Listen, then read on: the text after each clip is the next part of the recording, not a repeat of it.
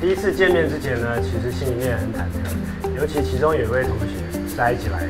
我们才发现我们对埃及的了解很有限，不晓得现场会不会没有话题好聊，不知道聊什么。但实际见面以后呢，因为有小孩，还有台湾的这些特殊的食物的话题，就成为了很好的催化剂。所以结果也让我们那一天，我们家第一次参加接待家庭的活动，留下很美好的回忆。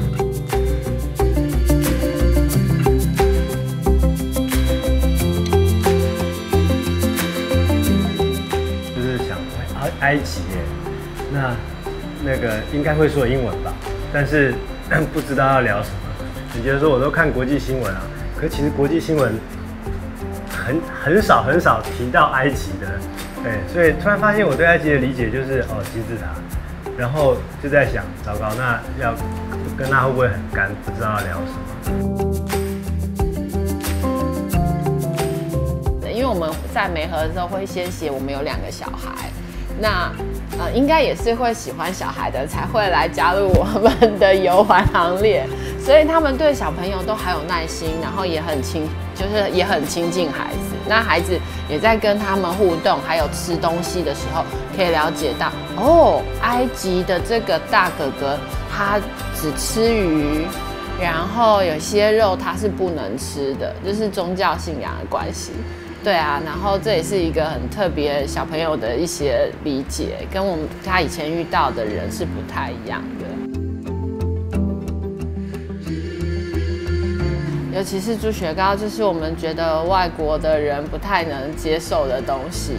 就会让他们看。那斯洛伐克的那个嘎比，他就是比较 open mind 的，他就都是猪血糕也是，然后地瓜球也是，然后你就可以经由这些小吃让他们知道这是什么东西做的。那像埃及这个学生，他猪是不能碰的，所以他就大概知道这是猪血糕 ，no。我们真的有机会去了解到不同的国家，它不同的文化，它有不同的思考的模式。又或者是我们有一次有一个同学是库德族，我们对库德族是有，他很有名。我们对库德族是有一些基本印象，就是哇战乱啊，很可怜啊什么之类的。可是跟他认识以后，发现他们有另外一面，他们的家族非常的大，然后他们是一个非常以家族为中心的那样子的一个生活方式。我后来觉得有这样子的接触到这些之后，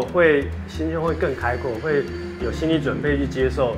更多不一样的文化的看法，会有比较少的刻板印象，或者是成见，或者是预期心理。我觉得我是到了40几岁才接触到这些，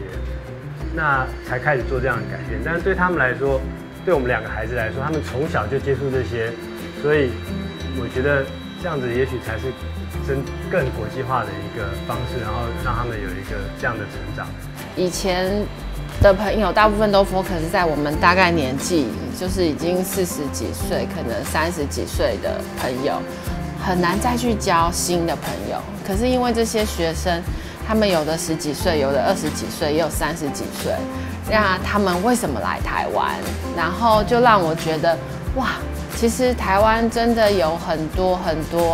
让其他国家的人觉得羡慕，然后觉得好的地方，所以他们愿意来台湾。对，而且跟年轻人在一起会更年轻。